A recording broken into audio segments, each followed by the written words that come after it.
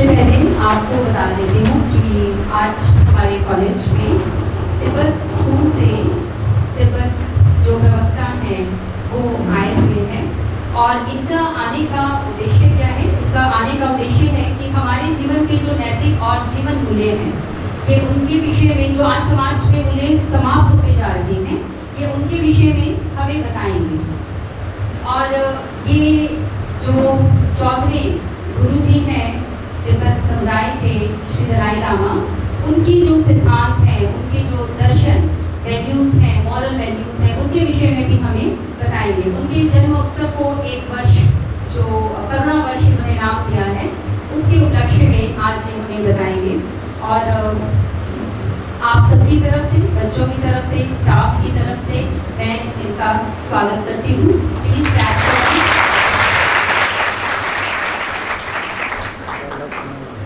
आप सबसे अनुरोध है कि आप इनके द्वारा दी गई जितनी भी अच्छी बातें हैं, जितना भी इनके द्वारा बताया गया ज्ञान है, उसको अपने जीवन में उतारने का प्रयास करें।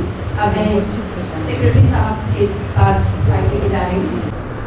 Respected principal, esteemed faculty members and dear students, on behalf of the Ponda Chesum Welfare Settlement Office, I extend a warm welcome to all of you gathered here for today's special talk session.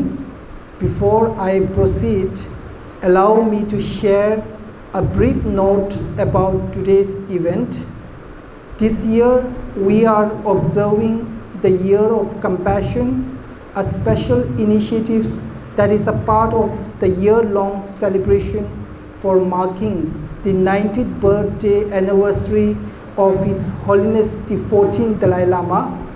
Through this program, we aim to convey and embody His Holiness the Dalai Lama core message of love, compassion and warm-heartedness, universal values that transcends boundaries of caste, religion and nationality.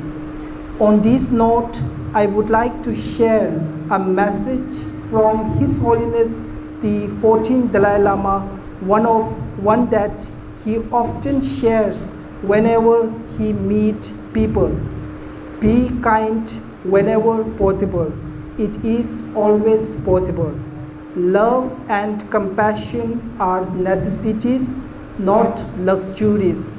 Without them, humanity cannot survive. Today, we have with us Shri Kailash Chandra Bodhaji, the main speaker of today's program, and Tibetan Settlement Officer Mr. Gele Jayala, and the Ngawang Penjola, the President of Society. Now, without further ado, it is my great pleasure to introduce today's distinguished speaker, Shri Kailash Chandra Bodhaji, who has been serving as the official Hindi translator for His Holiness the Dalai Lama since 2012. In addition to this, he has also translated for numerous other highly revered Tibetan and other spiritual masters. He completed his undergraduate studies at Dr. B.R. Ambedkar University, Accra in 2014, followed by a Master of Arts from the same university in 2017.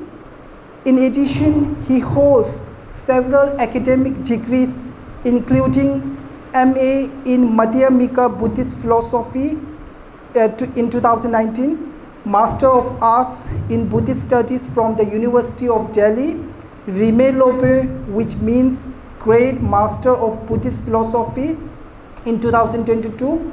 He is currently pursuing a PhD at the University of Delhi alongside Rime Geshe degree in Tibetan Buddhism and Philosophy from the Institute of Buddhist Dialects, a prestigious Tibetan monastic qualification, which is a PhD degree typically requiring 18 to 20 years of rigorous study. He has published several books including ध्यान साधना के 7 बिंदु, विश्वास से एक आवन and many others. He actively participates in international academic and spiritual forums such as the International Conference on World Peace in Seoul, South Korea, and Future Buddhism in India in Bangkok, Thailand. In addition to this, he teaches Buddhist philosophy to the university students through the Gurukul program organized by the FRU Delhi. With that, I would like to invite Shri Kailash Chandra Bodha Ji to deliver a talk on today's topic, social, emotional and ethical learning. Please welcome, sir. Good morning. कैसे हैं आप लोग? एक बंद कर देना क्योंकि आवाज़ ज़्यादा आती है ना। इन लोगों को गर्मी तो नहीं लगेगा।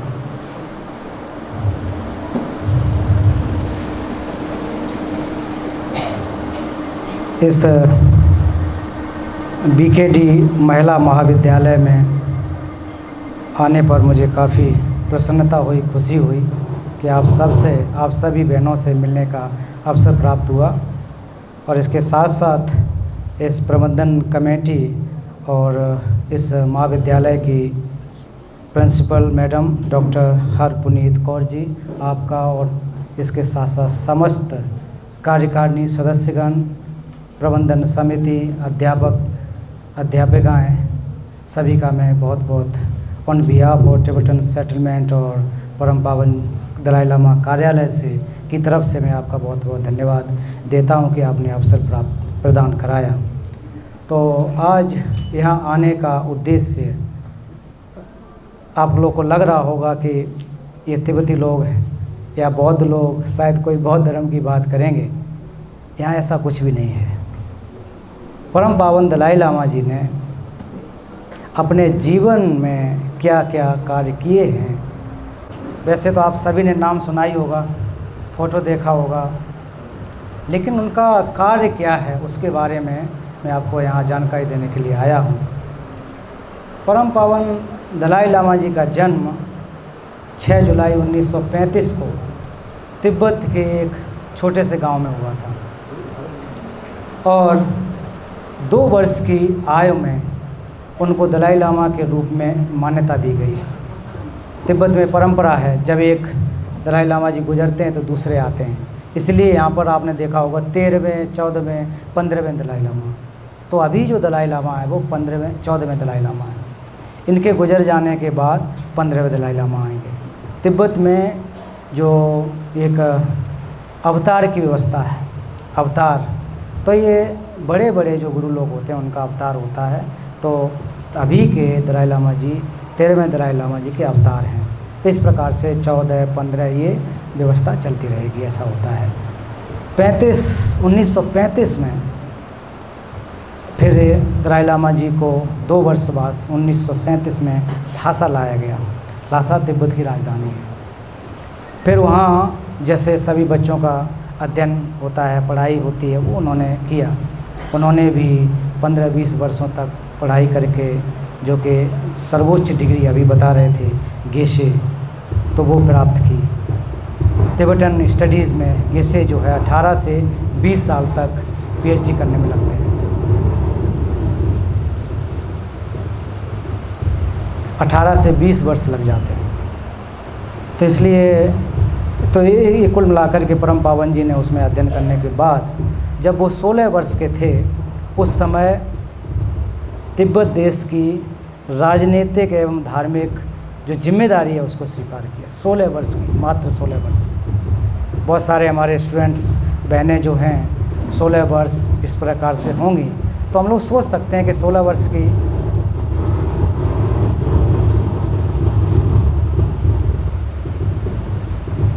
16 वर्ष की उम्र में देश की, जिस देश में लगभग 60 लाख लोग रहते हैं, उसके प्रेसिडेंट बने, राष्ट्राध्यक्ष बने, धार्मिक रूप से, राजनीतिक रूप से पूरी जिम्मेदारी संभाली। तो हम लोग सोच सकते हैं कि हम लोग 16 साल की उम्र में कोई कोई तो चाय भी नहीं बना पाता है, अपने कपड़े भी नहीं धुल पाते हैं। लेकिन ऐसे बालक ने केवल 16 वर्ष की अवस्था में 60 लाख लोगों की जिम्मेदारी संभाली। राष्ट्रीय, अगर राजनीतिक रूप से देखा जाए तो अंतर्राष्ट्रीय स्तर पर जहाँ भी मीटिंग में जाना हो दलाई लामा जी को जाना होता था, जिससे भी मिलना हो।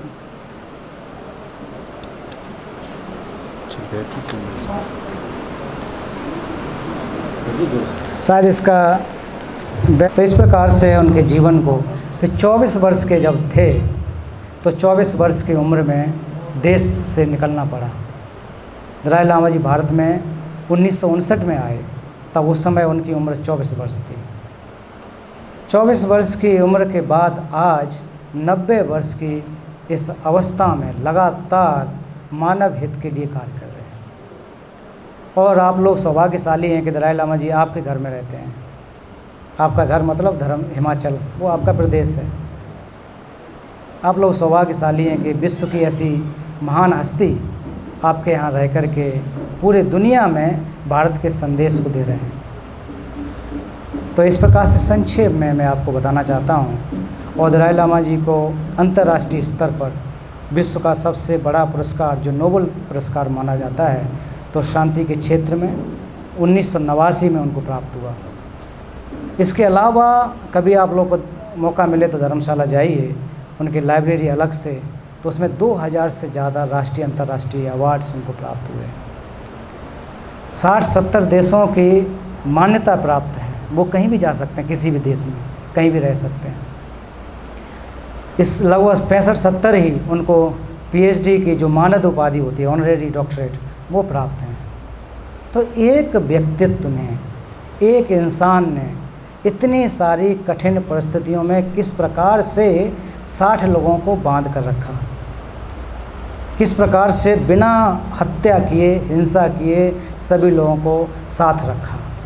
और आज अगर हम लोग देखते हैं, मैं पिछले 20 साल से देख रहा हूँ कि परम पावन दलाई लामा के पास बौद्ध लोगों के अलावा दूसरे लोग ज़्यादा आते हैं। हमारे सिख परंपरा के आते हैं, हिंदू परंपरा से आते हैं, जैन आते हैं, मुस्लिम, सभी लोग उनसे मिलने आते हैं। तो उनके साथ उनके अंदर ऐसी खासियत है। मुझे भी कई बार अवसर मिला, 2 बार जो अमृतसर गोल्डन टेम्पल वहाँ पर गया, सभी लोगों के साथ अच्छा व्यवहार। कुंभ में परम पावन दलाई लामा जी जाते हैं, लोगों के साथ अच्छा व्यवहार। तो इस प्रकार से जो मानवता है, धर्म अलग बात होती है, लेकिन जो मानवता है, जो ह्यूमन वैल्यूज़ हैं, वो सबके साथ होते हैं। तो इसलिए अब मैं मेन विषय पे आता हूँ कि परम पावन जी की 5 या फिर कहा जाए प्रमुख रूप से 4 कमिटमेंट्स हैं, प्रतिज्ञाएं हैं। हर एक जीवन में अपनी प्रतिज्ञा होती है, तो दलाई लामा जी ने अपनी 4 प्रतिज्ञाएं बनाई हैं। वैसे तो बहुत सारे कार्य हैं, लेकिन 4 में से सबसे पहले प्रमोशन ऑफ ह्यूमन वैल्यू, मानव मूल्यों का संवर्धन। दूसरा, अंतर धार्मिक सद्भाव को बढ़ाना। तीसरा, तिब्बती कला संस्कृति का संरक्षण, preservation of Tibetan culture, art and culture. चौथा, प्राचीन भारतीय विद्या, उसका पुनरुद्धार करना। इसमें उनके जो भी जीवनी है कार्य सम्मिलित हो जाते हैं।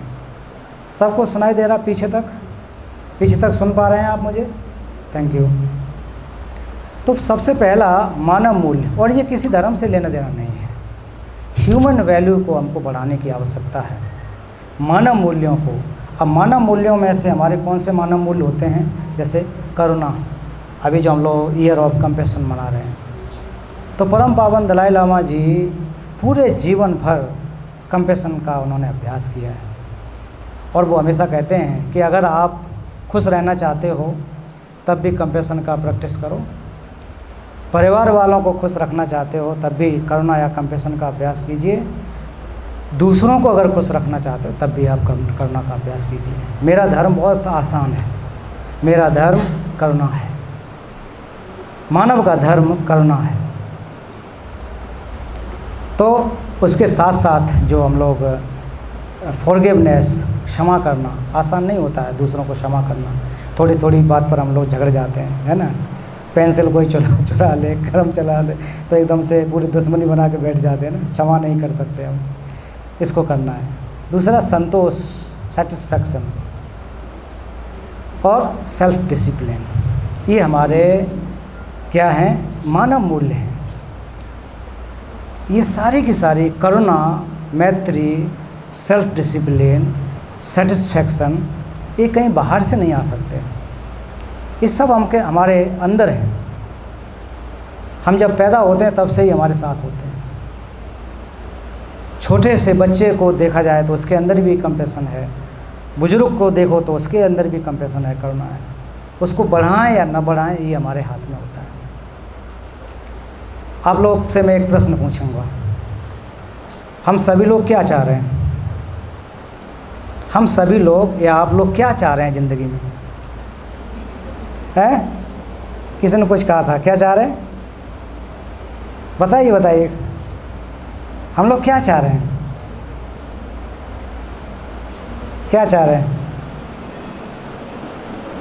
मैंने कहा कि पीसफुल लाइफ, ये ट्रुथ है, इसको कोई नकार नहीं सकता। हम कितना भी पढ़ाई करें, कितने अमीर बन जाएं, सीधा उद्देश्य है कि हमको शांति चाहिए, पीसफुल लाइफ चाहिए। अब दूसरा प्रश्न पूछता हूँ, कितने दिनों तक चाहिए? Life time.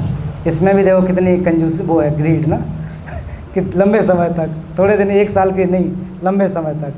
ट्रुथ है, इसको कोई नकार नहीं सकता, कोई धर्म वाला ही मना नहीं कर सकता कि हम सब का, मानव का उद्देश्य है कि शांति मिले, पीसफुल लाइफ हो, तसल्ली मिले। हम लोग कहते हैं कि अब देखो थोड़ा चैन की सांस मिल गई।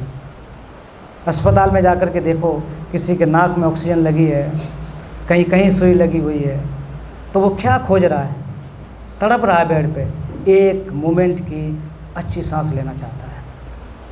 हम में से कोई नहीं चाहता कि हम लोग भी अस्पताल में जाकर के सोएं, कोई नहीं चाहता होगा। और अस्पताल में जो है वो भी नहीं चाहता है कि हमको इस प्रकार से दुख मिले, उसको एक मोमेंट के लिए अच्छा ज़िंदगी मिल जाए। हम सबका उद्देश्य है, सबका। अच्छा ये बताइए कि जब बच्चा पैदा होता है तो वो क्यों रोता है?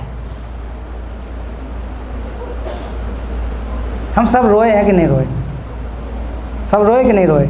अभी भी रो रहे हैं कि नहीं रो रहे? कोई छुप छुप के रो रहा है, कोई खुल के रो रहा है, कोई दिखा नहीं पा रहा है, कोई दिखा रहा है। तो बच्चा क्यों रोता है? इसलिए रो रहा है कि उसको भी ऐसे लेक्चर में आना है, वो सुनना चाहता है, इसलिए आ रहा है क्या?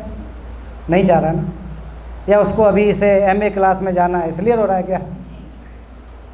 उसको क्रिकेट बल्ला चाहिए, इसलिए रो रहा है क्या? किस लिए रो रहा है? केयर चाहिए, उसको केयर चाहिए। 2 से 3 साल के बच्चे को देखो, हम सब लोग वैसे ही आए हैं। जैसे ही माँ उसको ले लेती है, शांत हो जाता है, गले से लगा लेती है, अपने सीने से लगा लेती है, शांत हो जाता है। हम सब माँ से पैदा हुए बच्चे हैं। थोड़े बड़े हो गए अलग बात है, लेकिन बचपन को अगर देखें, या घर परिवार रिश्तेदार में जो छोटे बच्चे हैं तो रोता रहता है, दूसरे उसको कुछ भी दो, खिलौना दो, चॉकलेट दो, कुछ भी आप दो, नहीं लेगा। जैसे ही माँ उसको ले लेगी एकदम से रिलैक्स हो जाता है। क्यों? उसको ये प्रेम, इसके बारे में वो माँ से प्रेम करता है वो नहीं है।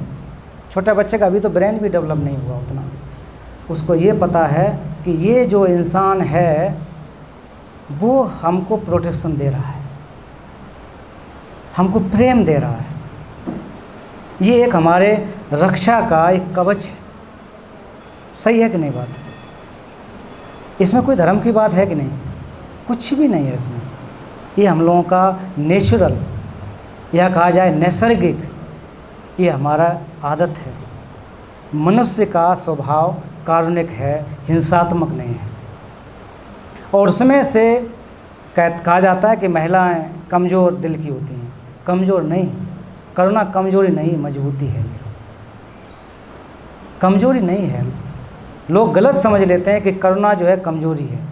लोगों को बताओ कि आप जो हमको कह रहे हो कि करुणा, आप कारुणिक हो, कंपैशनेट हो, आप कमज़ोर हो, कहो तो आप बेवकूफ़ हो, डायरेक्ट कह सकते हो। करुणा आसान नहीं होता उत्पन्न करना, दूसरे को गले लगाना आसान नहीं होता। ये कमज़ोरी नहीं, मजबूती है। अगर गुस्सा आपके अंदर है वो कमज़ोरी है। गुस्सा, जेलस, हेटेड, ये कमज़ोरी है। लविंग, काइंडनेस, कंपैशन, ये कमज़ोरी नहीं, मजबूती है। और ये हम सब के अंदर है। जिसने बना लिया, जिसने बढ़ा लिया, वो भगवान बन गया, और जिसने इसको बर्बाद कर दिया वो हैवान बन गया। भगवान और हैवान में यही तो फ़र्क है। भगवान भी तो इंसान ही थे। कृष्ण को देखिए, राम को देखिए, गुरु नानक जी को देखिए, आजीवन किस तरह से, गुरु गोविंद साहब को देखिए, लोगों अपने दूसरों को कष्ट में लोगों को लेकर के गले लगाया। ईसा मसीह को देखिए, लोगों के हित के लिए। बुद्ध को देखिए, लोगों के हित के लिए घर छोड़ दिया। तो जिन लोगों ने करुणा को अपना मजबूती बना लिया वो भगवान बन गए। बाकी का हम सब इंसान क्यों हैं? इसलिए इंसान रह गए कि हम लोग उतना प्रयास नहीं कर पाए। आज कोई अगर रास्ते में जाते समय कोई हमको अच्छा कर दे तो कहते हैं अरे वो तो मेरा एक तरह से भगवान बन गया, भगवान के रूप में आया, देवी के रूप में आए, देवता के रूप में। क्यों? अच्छाई की वजह से। उसी तरह से अगर रास्ते में कोई गलत करता है तो कहते हैं तो वो तो दानव है, हैवान है, उसी को तो कहते हैं। है कौन? मनुष्य है, लेकिन ट्रेनिंग अलग हुई है। अभी आप इस संस्थान में हमारी बहनें पढ़ाई कर रहे हैं, सारे के सारे जो टीचर्स हैं आपको एक प्रकार से ढालते हैं। हम सभी उस तरह से निकले हैं। इस दुनिया में नुकसान पहुंचाने वाले भी स्टूडेंट होते हैं, इस दुनिया में लाभ देने वाले भी स्टूडेंट होते हैं। रास्ता अलग अलग होता है कि किस रास्ते में चले जाते हैं। जिनके अंदर से करुणा प्रेम हट जाता है वो जाकर के गलत कार्य करते हैं। Thank you. तो इसलिए दलाई लामा जी कहते हैं कि जो मानव मूल्य हैं उसको हमको बढ़ाने की आवश्यकता है। सूरज किसी के साथ भेदभाव तो नहीं करता, सूरज कभी तो भेदभाव नहीं करता, चांद किसी के साथ भेदभाव नहीं करता। तो हम मनुष्यों की आदत जो है किसी के साथ भेदभाव करने की ज़रूरत नहीं है, सबको गले लगाने की। ये हमारे मानव मूल्य हैं। अब इसको हम लोग धीरे धीरे धीरे धीरे क्या कर रहे हैं? भूलते चले जा रहे हैं।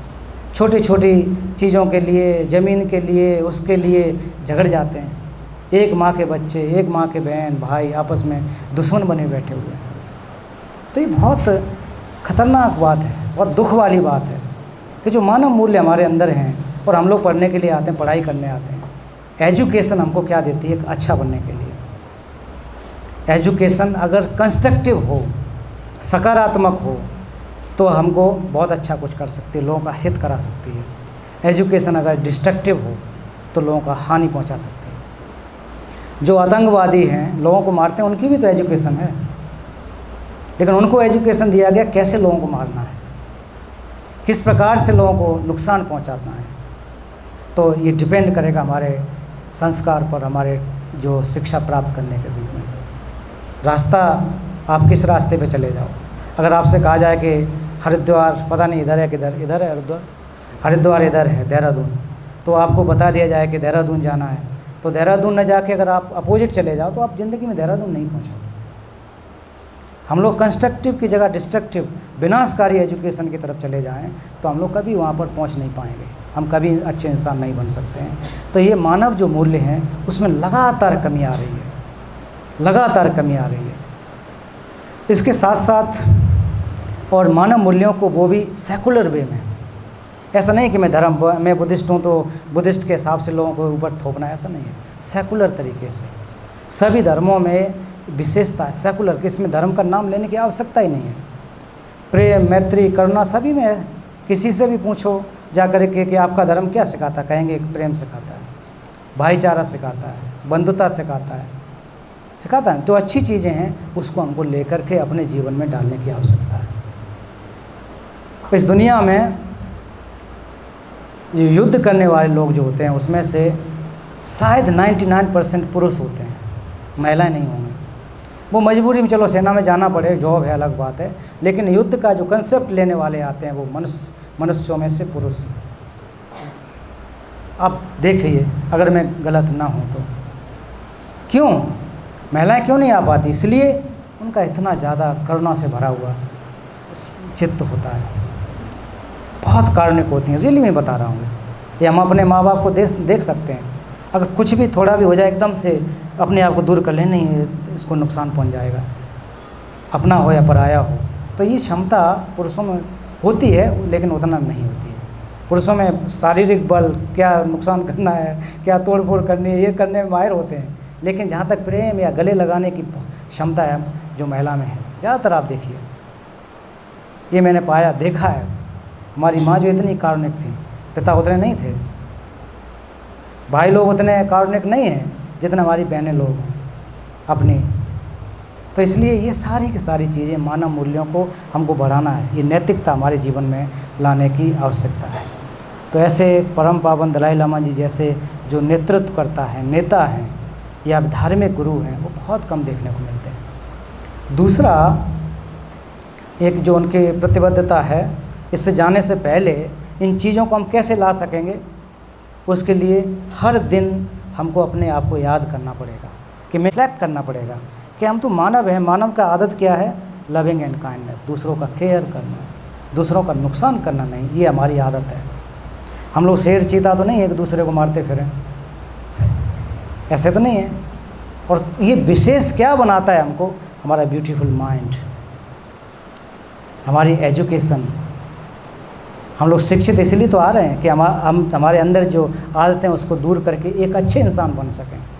अच्छे इंसान बनने के बाद, अच्छी डिग्री लेने के बाद, अच्छी जॉब लेने के बाद, सुख को, अभी बहन ने कहा था कि हम सुख चाह रहे हैं, सब सहमत थे, तभी जाके संभव होगा अच्छा सुख, जैसे परमानेंट सुख। तो ये चीज़ें इस तरह से आ सकती हैं। तो मैं एक कोट पढ़ूंगा, भगवान बुद्ध ने कहा है कि mind is not a dustbin to keep anger, hater and jealous. समझ गए? हमारा मन जो है डस्टबिन नहीं है, कूड़े का कचरा नहीं है जिसमें हम गुस्सा, ईर्ष्या और द्वेष रखें। है क्या ये? ऐसा तो नहीं है। डस्टबिन में कुछ भी डाल दो, सड़ा गला, तो ऐसा हमारा तो माइंड नहीं है ना। हमारा मन इसलिए नहीं है कि उसमें गुस्सा लेकर के आओ, आप क्रोध लेकर के आओ, वो नहीं है। क्या है? But it is the treasure box to keep love, happiness and sweet memories. इसमें करुणा, अच्छी याददाश्तें, यादगार हैं, ये संजोने का ये एक प्रकार से कंटेनर है। दूसरा, अपने आप को और याद दिलाना है कि I am in charge of my happiness. हमारी सुख का, हमारी खुशी का मालिक कौन है? हम खुद हैं। हमारे सुख दुख का मालिक हम स्वयं हैं। ये भाई साहब भी नहीं हैं, प्रिंसिपल मैडम भी नहीं हैं। अगर आप खुद सुख को ढूंढोगे, आप खुश रहना चाहते हो तो आप रहो। हमारे मन की खुशी को तो नहीं चुरा सकते हैं। प्रिंसिपल मैडम डिग्री नहीं दे सकते हैं, लेकिन हमारी मन की खुशी को तो नहीं चुरा सकते हैं, है कि नहीं? अगर ऐसा डिग्री चाहे तो नहीं दें, कभी तुम ठीक स्टूडेंट नहीं हो न दें, लेकिन मन की शांति को वो तो नहीं छीन सकेंगे। प्रबंधन समिति भी नहीं छीन सकेगी। भारत के राष्ट्रपति, प्रधानमंत्री भी हमारी खुशी को नहीं छीन सकेंगे कि तुम्हारे दिल से खुशी को निकाल लेता हूँ। तो इसलिए कह रहे हैं कि I am in charge of my happiness, I will not let anything outside of myself control me. मतलब किसी को भी मैं बाहर से अपने खुशी का अधिकार छीनने का अधिकार नहीं देता। कितनी बढ़िया बात कही है कि मैं अपने स्वयं का मालिक हूँ। कहते ना, मैं तो अपनी मौज मस्ती में अपने मालिक हूँ, दूसरा मेरे ऊपर कुछ नहीं कर सकता है। वो तभी होगा जब हम अपने माइंड को ट्रेन करें, सही रास्ते पर लेकर के जाएं। फिर आगे, I am creating a life that feels good on the inside and it will turn into experience that are good on others. मतलब ऐसा प्रयास करूँगा कि अपने अनुभव के हिसाब से कि दूसरों लोगों के लिए वो प्रकाशवान बने। तभी तो दीपक का उदाहरण दिया जाता है ना, कि दीपक खुद तो प्रकाशवान होता ही है, बाकी के लोगों को प्रकाश देता है। बल्ब जो है जल रहा है तो खुद तो प्रकाशित है ही, बाकी हम सबको दे रहा है। तो हम लोग के अंदर वो क्षमता है, कैपेसिटी है कि एक दीपक की तरह बन सकते हैं। कभी कभी ट्रक के नीचे पीछे लिखा होता है, जलो तो दीपक जैसा जलो। मतलब दूसरे से जलने का मतलब जलो तो ऐसा जलो, हम लोग जलन रखते हैं ना, ऐसे जलो जो दूसरों को प्रकाश दे, दीपक जैसा जलो, लोगों को लाइट दे सको ज़िंदगी में, तब तो ये आपका अच्छा हो सकता है। तो ये मानव मूल्यों के ऊपर। फिर दूसरा कि हमारी जो एम्पावरिंग पॉजिटिव इमोशंस, कि हम अपने जो पॉजिटिव इमोशंस हैं उसको कैसे और ज़्यादा बढ़ा सकें। तो इसके साथ में एक कोट है, कंट्रोल योर इमोशंस और be consumed by them. Control your emotions और बी कंज्यूम्ड बाय देम। अपनी भावनाओं को आप कंट्रोल कीजिए, नहीं तो वो भावनाएं जो हैं गलत वो आपको खा जाएंगी, नष्ट कर देंगी। गुस्से को अगर हम कंट्रोल नहीं करेंगे तो गुस्सा हमको बर्बाद कर देगा। गुस्से की वजह से कितनी आत्महत्याएं होती हैं, सुसाइड जो होते हैं, कोई हंसते हुए राष्ट्रगान गाते हुए सुसाइड करते देखा है कभी तुमने? नहीं देखा ना। जो यंगस्टर्स हैं वो किस लिए होते हैं? गुस्से की वजह से, या तो छोटी छोटी चीज़ों को देख करके, मार्क्स अच्छे नहीं आए, अरे मेरे मार्क्स नहीं आए उसके अच्छे आ गए तो सुसाइड कर लिया, नौकरी छूट गई तो सुसाइड, छोटे छोटे कार्ड को देखिए। इसके अलावा विकल्प है ना। मार्क्स लेके कौन जाएगा? आना पड़ेगा। हमने जाना कितना है वो ज़्यादा महत्वपूर्ण है, माना कितना वो ज़्यादा महत्वपूर्ण नहीं है। तो हम लोग ज़्यादातर मान लेते हैं, ठीक है साहब, ठीक है मैडम, लेकिन जाना जो जान लेंगे वो हमारे साथ जाएगा। इसलिए जापान में सबसे ज़्यादा सुसाइडल रेट है। क्यों है कि सो कॉल्ड विकसित कंट्री जो ना डेवलप्ड, तो डेवलप्ड कंट्री में देखिए जाकर कि मैं बहुत जगह गया, सुबह से लेकर शाम तक समय नहीं किसी के पास। पहले मुझे बहुत अच्छा लगा, जाएंगे दोस्तों से मिलूंगा जाके, वहाँ भी अपॉइंटमेंट लेता है, 1 हफ्ते बाद मुलाकात होगी। यहाँ जैसा तो नहीं भाई, आ रहा है गेट पे पहुँच के जा कर के मैं तुम्हारे घर आ गया। और दिन भर कोई तो कार में ही सो गया, खाना भी साथ में वहीं लेके वहीं चलते फिरते खाते रहे। किसके लिए? क्यों भाग रहे हैं हम लोग? कहाँ जाएंगे भाग के? मानव ऐसा पागल इंसान है इस पृथ्वी पर कि 50 साल तक वो इतना भागता है अपने वो पैसे कमाने के लिए, फिर बाद के 50 साल उस पैसे को अपनी बीमारी को ठीक करने में लगता है। 50 साल बाद ना तो दांत रहेंगे ठीक से, ना हमारे शरीर में इतनी दिक्कतें आ जाएंगी, डायबिटीज़ है साहब, ये नहीं खाएंगे, फिर कहेंगे गर्म पानी दे दो सही हो जाएगा, फिर ये नहीं खाएंगे वो नहीं। उससे पहले ध्यान ही नहीं दिया, न रात में सोए न दिन में पता नहीं लगा। जा कहाँ रहे हैं भाग के हम लोग? इतनी भागम भाग क्यों है बीच में? सेल्फिश होने की वजह से, सेल्फ सेंटर्ड एटीट्यूड की वजह से, आत्म केंद्रित सोच के लिए। भगवान ने कितना ब्यूटीफुल जो है कि 24 घंटे में 12 घंटा सोने के लिए, 12 घंटा जागने के लिए बनाया हुआ, लेकिन आज पूरा लाइफ स्टाइल बदल गया और हम लोग कह रहे हैं कि हम लोग मॉडर्न हैं। तो मॉडर्न किस चीज़ को? अपने चेन को खोना, आई थिंक मॉडर्न मॉनिटरी ऐसा लग रहा है। संत पुरुष लोगों के साथ क्यों नहीं ऐसा होता? क्यों? वो पूरा नियम से आत्म अनुशासन के साथ साथ। अमेरिका में आप देखो तो स्टूडेंट भी जो लेकर के हथियार लेकर के चलता है।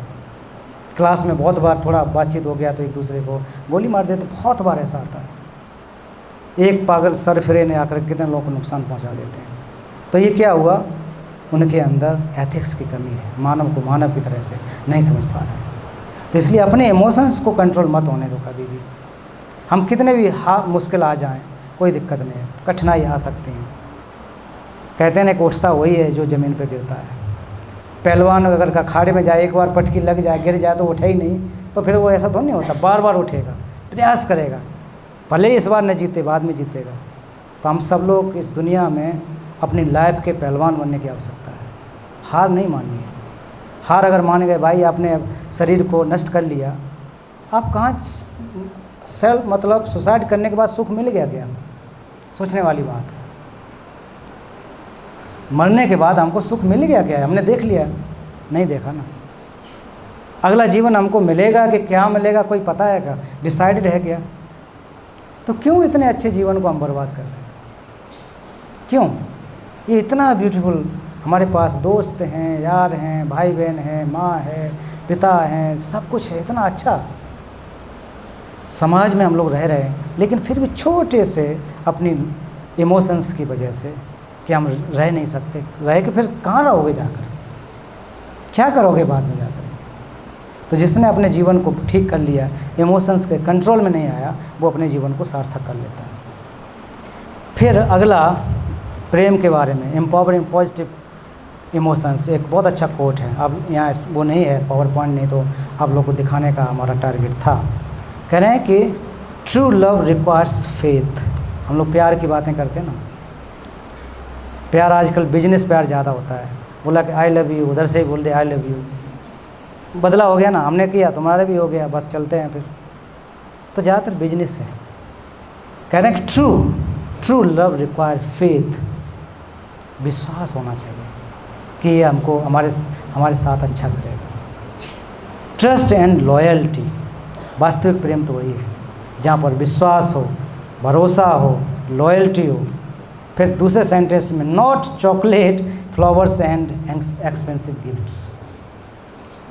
चॉकलेट दे करके प्यार का इजहार कर लो, पता नहीं कितने दिन चलेगा, पता नहीं। गिफ्ट दे करके कितने दिन चलेगा, पता नहीं। ये सत्यता है, ट्रस्ट हो। प्यार करना गलत नहीं है, ब्यूटीफुल थिंग, ये हिम्मती लोग कर सकते हैं। लेकिन फेथ है कि नहीं? माँ का जो प्यार है वो अनवाइस्ड होता है। अनवाइस्ड समझ रहे हैं, पक्षपाती नहीं होता बच्चे के लिए। बच्चे में फेथ है, बच्चे का माँ के प्रति जो प्यार है वो भी एक प्रकार से बहुत ट्रस्ट है। बस तभी मैंने प्रश्न किया था कि क्यों रोता है। बच्चे को ट्रस्ट है, फेथ है कि मेरी माँ मुझे जो है केयर करेगी, ट्रस्ट है उसको, फेथ है, विश्वास है, लॉयल्टी है। फिर हम धीरे धीरे देखो, यही हम ही लोग 15-16 वर्ष से पहले बहुत माँ बाप के प्रति बहुत लॉयल्टी, फेथ। फिर धीरे धीरे जैसे जैसे कॉलेज और उसमें जाते हैं, फिर क्या होता है, ये क्यों कम होने लगता है? कम होने लगता है कि नहीं? फिर कहते हैं कि तुमने क्या ही किया, माँ के सामने कहते हैं ना, क्या तुमने कर दिया माँ बाप को थोड़ा बड़े होने के बाद, क्या किया तुमने, नहीं पैदा करना था, वो ज़्यादा अच्छा था। ऐसे हम लोग कहते हैं। उस माँ को पूछो, 9 साल तक पेट में रखा, 9 महीने तक, माफ़ कीजिए, 9 महीने तक पेट में रखा, पूछो कितने, जब चलती थी, मैंने देखा, मैं इसलिए कह पा रहा हूँ कि मैं भी अभी 17 महीने के बच्चे का पिता हूँ, तो मैंने देखा है अपनी बात, चलते समय कैसे चलना है, खाना खाते समय क्या खाना है। हमको तो कुछ नहीं, हम कुछ भी खा लेते थे, है ना। पानी पीते समय कौन सा पीना है, किस साइड से सोना है। आई सो इट वेरी नियरली। तो मैं कहता हूँ कि जब ये बड़ा होगा तो मैं बताया करूँगा कि तुम्हारी माँ ने किसने कष्ट उठाए। ये हम सब के साथ, मेरी माँ ने भी, आपकी माँ ने। उसके बाद कितने सेक्रीफाइस करने पड़ते हैं। पैदा होने के बाद ऐसा तो नहीं, पैदा होने के बाद कहानी ख़त्म हो गई। अभी देखो रात रात भर नहीं सोना, हम तो सो जाते हैं, वो तो नहीं सोती है कभी कभी, उसके साथ चलना पड़ता है। क्योंकि बच्चे के प्रति इतना फेथ है, ट्रस्ट है, लव है। और फिर एक जैसे बच्चा, जब हम लोग छोटे होते थे तो जब माँ कहीं जाने लगती थी, पता लग जाता था, ज़्यादा नहीं 4-5 साल हुए होते थे, तो चैन नहीं आता था ना कि अब माँ जो है नानी के घर जाने वाली है, कहीं जाने वाली है। तो उस 2-3 दिन पहले हम लोग कितने परेशान होने लगते थे कि माँ चली जाएगी तो कैसे काम चलेगा। होता था कि नहीं होता था? अब चले जाएँ तो कोई ज़्यादा फ़र्क नहीं, क्योंकि इतने समझदार हो गए हम लोग, खाना बना सकते हैं, कपड़े धुल सकते हैं, हम कर सकते हैं। लेकिन पहले 100% हम पर उनका ट्रस्ट था, फेथ था कि ये माँ जो है हमको पूरा भरोसा दे के खाना बना के कपड़े धुल के जाएगी। तो ये इसलिए कह रहे हैं कि ये जो आजकल हम लोग दिखावा करते हैं वो नहीं है। जो फेथ अगर है, बच्चे और माँ का असली दुनिया में सबसे खूबसूरत प्रेम है तो माँ और बच्चे का होता है, और कहीं नहीं दिखेगा आपको। बाकी का तो ऐसे ही बिजनेस जैसा हो जाता है। नेक्स्ट, तो इसको मतलब अपने जो पॉजिटिव हैं उसको आपको एम्पावरिंग करना है, बढ़ाना है, बार बार सकारात्मकता को करने की ज़रूरत है, पॉजिटिविटी को। नेक्स्ट दलाई लामा जी कहते हैं कि मैं एक धार्मिक व्यक्ति हूँ, एक रिलीजियस पर्सन हूँ। तो रिलीजियस पर्सन होने के वजह से मेरी जिम्मेदारी बनती है कि हम लोग जो दुनिया में धर्म हैं, उन सभी धर्मों का उद्देश्य है कि लोगों को सुख दें। आज एक एक धर्म में देखिए लाखों करोड़ों लोग मान रहे हैं। हम लोग देवी मंदिर में जाते हैं, गुरुद्वारा में जाते हैं, कहीं कहीं पर, क्योंकि उससे लाभ होता है, लाभ होता है। इस दुनिया में जो धर्म आए हैं समाज में, लाभ के लिए आए हैं। लेकिन आज झगड़े पर कि मेरा धर्म खतरे में है, उसका धर्म खतरे में, ये सब बकवास है, ऐसा कुछ नहीं है। अगर हम धार्मिक होंगे किसी का कोई खतरा नहीं होगा। धर्म सिखाता है कि आप अच्छा कार्य करिए, किसी को गाली मत दो, किसी की हत्या मत करो, किसी के साथ गलत काम मत करो, ये धर्म सिखाता है। किसी भी धर्म में नहीं कहा हुआ कि तुम जाके किसी को थप्पड़ मारो, नहीं है ना। लेकिन हम लोगों ने बना लिया इस तरह की बात, मेरा हो तेरा करके। तो इसलिए इन चीज़ों, अच्छी चीज़ों से जो एक प्रकार से उनको ले कर के अपने जीवन में उसको अगर हम लागू कर लेते हैं तो हमारा जीवन अच्छा हो सकता है। परम पावन दलाई लामा जी के साथ दुनिया भर के धार्मिक व्यक्ति आते हैं, मिलते हैं, एक दूसरे के साथ वार्ता करते हैं, चर्चा करते हैं कैसे हम अच्छे हो सकें। किसी भी धर्म के जिसने बनाया है या भगवान, उनकी मूर्ति अगर देखो तो हमेशा खुशहाल शांत दिखाई देती है, प्रेम से भरे हुए दिखते हैं। सब जीवों को, हम उनके बच्चे हैं तो हमसे प्रेम करते हैं वो। तो जो अगर कोई बच्चों को प्रेम करता है तो बच्चों को कैसे लड़ा सकता है? जो लड़ने वाला दूसरा भी बच्चा है, शांत रहने वाला भी बच्चा, दोनों को तो प्रेम सिखाएंगे ना। भगवान ने तो नहीं सिखाया, ये सब नहीं सिखाया ना, लड़ना तो नहीं सिखाया। लड़ा कौन, झगड़ा कौन? हम लोग, जो हम लोग जानते नहीं हैं, समझते नहीं हैं। इसलिए जो ब्यूटीफुल चीज़ है धर्म में, सभी लोग को साथ हारमोनी बननी चाहिए, promotion of religious harmony. Bharat में धार्मिक परंपरा कई हज़ार वर्ष पुरानी है। बहुत सारे लोग इस देश में आकर के सीख के गए। आज भी आपने देखा होगा गुरुद्वारा में दुनिया भर के लोग आते हैं, विदेश के भी लोग आते हैं, तसल्ली से बैठ के प्रसाद लेके पूजा पाठ करके चले जाते हैं। वैष्णो देवी मंदिर में जाइए, जो भी मंदिर हैं, बौद्ध टेम्पल में जाइए, दुनिया के लोग आकर के तसल्ली, खुशी ढूंढने के लिए उसमें लेकर के आते हैं। तो ये इनमें हम लोगों को क्या भेदभाव नहीं करने की आवश्यकता है, एक दूसरे के साथ सम्मान करने की आवश्यकता है। एक दूसरे का सम्मान करना और एक दूसरे के धर्म को आप आस्था रखना में फ़र्क होता है। मैं किस में आस्था रख रहा हूँ, मेरी इच्छा है। आप किस में आस्था रख रहे हैं, आपकी इच्छा है। लेकिन हम सम्मान तो कर सकते हैं दूसरे के। हम जो जब जाते हैं किसी घर में, दूसरे के पिताजी को नमस्कार अंकल जी, नमस्ते आंटी जी कहते हैं ना, सम्मान कर रहे हैं। लेकिन ऐसा तो नहीं कि वो हमारे माँ बाप हैं, वो उनके माँ बाप, लेकिन हम श्रद्धा नहीं है, लेकिन उनके साथ सम्मान होना चाहिए हमारा। इस प्रकार के दलाई लामा जी कहते हैं। और इस दुनिया में बहुत सारे धर्म होना ज़रूरी है। इसका उदाहरण दे करके मैं समझाऊँगा। आप लोग के घर में हर रोज़ दाल चावल बने तो खाते रहोगे 365 दिन? 365 दिन तक दाल चावल खाते रहोगे क्या? सच, हाँ या ना? क्यों? बोर हो जाएंगे। टेस्ट अलग अलग है, हम लोग का टेस्ट अलग अलग है। कभी हम मिर्च वाला खाना चाहते हैं, कभी मीठा खाना चाहते हैं, कभी रोटी खाना चाहते हैं, कभी पूड़ी, कभी छोले, पता नहीं क्या क्या, इतने ज़्यादा खाना है। एक ही देते जाओगे हम बोर हो जाएंगे, उससे हमारा काम नहीं चलेगा। हो सकता है कि मैं खा सकूं, ये बहन हो सकता है इसको तो नहीं पसंद आएगा, इसको नहीं पसंद है, इसका दूसरा टेस्ट होगा। तो हम एक को सब टेस्ट, एक मतलब सभी लोगों को एक टेस्ट नहीं दे सकते। इसलिए दुनिया में बहुत सारे जो धर्म है इसलिए हैं कि लोगों की अपनी अपनी सोच है, अपने अपने सहूलियत है, अपनी सहूलियत के अनुसार अपना सकता है, कोई बुराई नहीं। लेकिन जो उसके अंदर प्रेम, करुणा, मैत्री का संदेश है, उसको लेकर के कॉमन रूप से हम दुनिया के लोगों के साथ में आ सकते हैं। तो ये अच्छी बात है कि नहीं? इसलिए बहुत सारे धर्म होने चाहिए, बहुत सारे जो है परंपराएं होनी चाहिए, जिससे कि एक दूसरे के साथ सीखने को मिलता है। इस कॉलेज में अगर केवल एक ही सब्जेक्ट होता तो इतने स्टूडेंट कैसे होते? अलग अलग डिपार्टमेंट, अलग अलग शिक्षा, तो यहाँ बहुत सारे स्टूडेंट आते हैं, एक दूसरे से आप लोग वार्ता करते होगे, कोई कुछ सीख रहा है, कोई कुछ सीख रहा है, अलग अलग चीज़ें सीख करके अपने जीवन को हम लोग अच्छा बनाते हैं। केवल हिंदी पढ़ाई जाए पूरी ज़िंदगी भर, क्लास 1 से लेकर के MA तक, तो बाकी चीज़ों के बारे में हम क्या जानेंगे? क्यों पढ़ाया जाता है? इसलिए कि हम लोग अच्छे विकसित हो सकें, अलग अलग डायमेंशन से हम लोग का जो दिमाग है अच्छा हो सके, समझ सके। तो ये सब चीज़ें सीखने की हैं, इसको हमको सीखना चाहिए। और धर्म जो है व्यक्तिगत होता है, धर्म का अभ्यास पर्सनल होता है। मैं क्या कर रहा हूँ, ये हमारी जो बिजनेस है, इसमें दूसरे का कोई हस्तक्षेप नहीं होना चाहिए। जबरदस्ती नहीं कह सकते हैं नहीं तुम भी ये मानो, ये तुम मानो। अगर ऐसा कर रहे हैं तो वो गलत है। दलाई लामा कहते हैं ऐसा नहीं करना, जिसमें संतुष्ट है उसको वही अपनाने की ज़रूरत है। अब इसमें से कुछ शब्द जो हैं, बहुत एक कहावत है ना कि शब्दों से अधिक काम बोलता है, बोलने से ज़्यादा जो एक्शंस हैं। आपको और यहाँ पर प्रोजेक्टर होने से और स्लाइड से अच्छा लगता, फ़ोटो देख पाते, तो मेरा टारगेट तो यही था स्लाइड से आपको बता सकूं। तो शब्दों से अधिक काम बोलता है, मतलब धर्म के हिसाब से। अगर आप धार्मिक व्यक्ति हैं तो कार्य कीजिए। इसमें एक कोट है, the world is changed by your example not by your opinion. दुनिया है वो आप एक उदाहरण बन के बनोगे तब बदलाव आ सकेगा, ना कि बोलते रहने से। भाषण देने से तो नहीं बदलाव आता है। अगर मैं यहाँ भाषण देता रहूँ, कुछ करूँ ना, दूसरों के साथ हिंसा ना करो, चोरी ना करो, ये मैं कहता रहूँ और खुद करता रहूँ, तो क्या फ़ायदा होगा उससे कुछ लाभ होने वाला नहीं है। तो वो आपके ओपिनियन से नहीं आएगा, एक्शन से आएगा। हमको कार्य करने पड़ेंगे, एक्शंस करने पड़ेंगे, तभी जा कर के उसमें बदलाव आ सकता है। दूसरा, डू द राइट थिंग, अच्छा कार्य करो, even when no one it is looking, अच्छा कार्य तब करो जब कोई देख न रहा हो।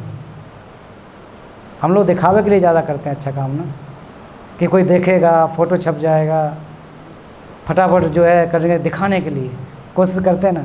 अच्छा काम करना तो आप अच्छा काम करो, आप उसके जो रिजल्ट है लोगों को लाभ होगा। प्रशंसा करना, आपका तारीफ़ करना या फिर बुराई करना दूसरे का काम है, हमारा काम नहीं है। कोई ऐसा थोड़ी नहीं है कि अपनी हम तारीफ़ करने लग जाएं, अपना जो है बुराई करें, दूसरा करेगा। अगर अच्छा करेंगे तो लोगों को तारीफ़ मिलेगी, बुरा करेंगे तो बुराई मिलेगी। अगर बुराई कोई कर रहा है अच्छा कार्य करके तो उसमें हम सुधार कर सकते हैं। बुराई को सुधार के रूप में देखना चाहिए। एक खूब बहुत बढ़िया कहा है कि निंदक नियरे राखिए आंगन कुटी छवाए। अब कबीरदास का शायद है कि निंदक नियरे राखिए आंगन कुटी छवाए, मतलब जो आपकी बुराई करता है उसको पास में रखिए, क्योंकि उसके आपकी कमियों को उजागर करेगा। नेक्स्ट करे इट्स कॉल्ड इंटरगिटी, तो यही तो आपकी मतलब एक प्रकार से खूबसूरती है।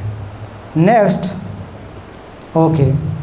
कह रहे हैं कि दान करना है तो गरीब को, एक किसी ने लिखा है, दान करना है तो गरीब को रोटी दान करे इंसान, दान करना है तो गरीब को रोटी दान करे इंसान, आखिर कब तक मंदिर मस्जिद को अमीर बनाता रहेगा,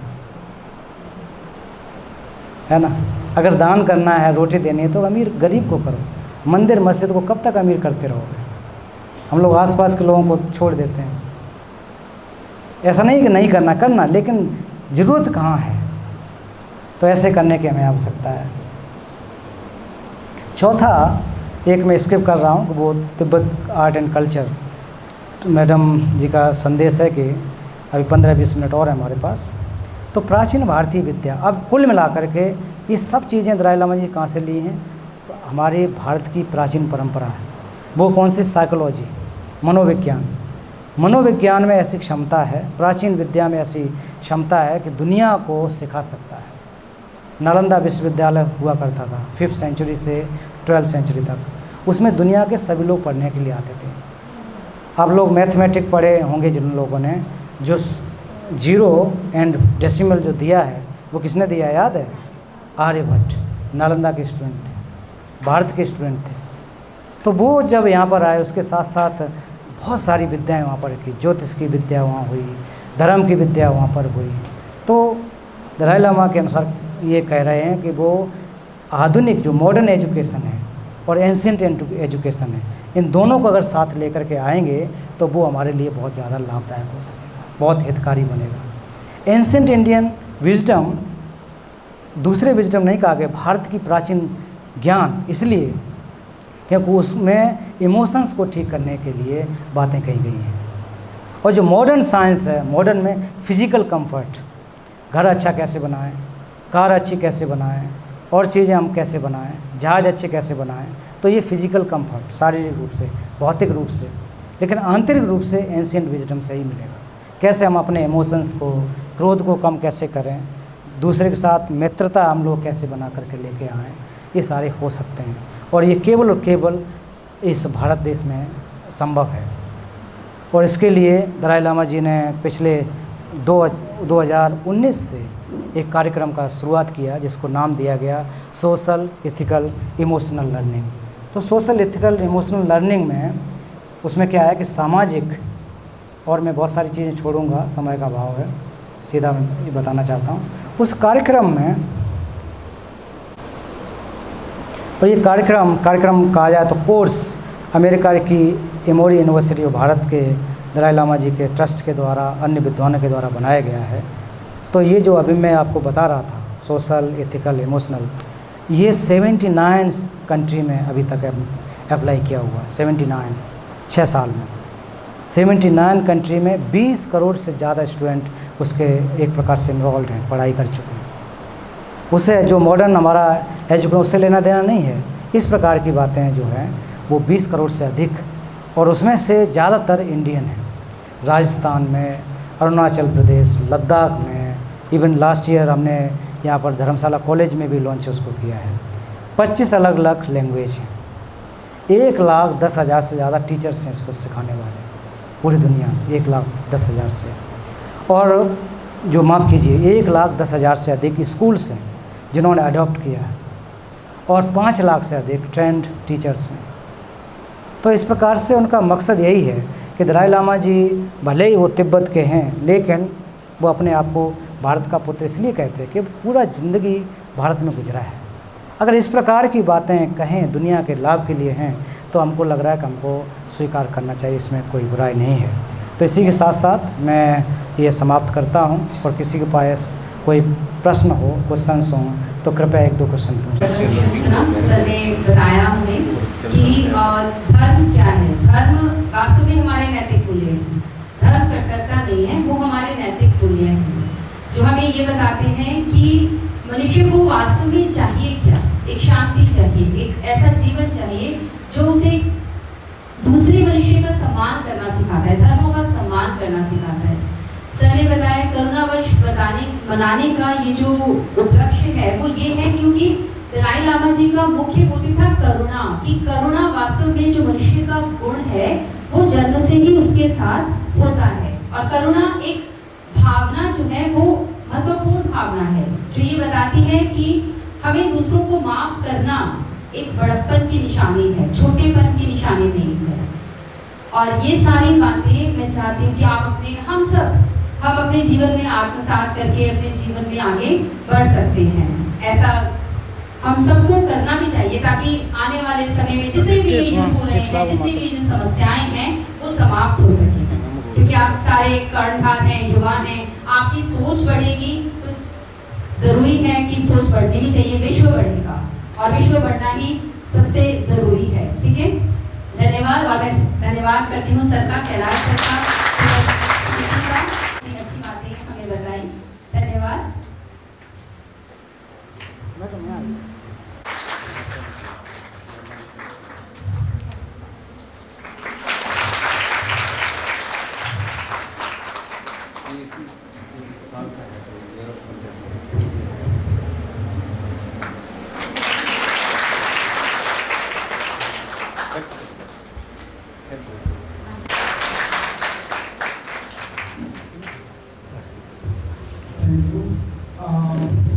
May I now request Mr. Kinzala.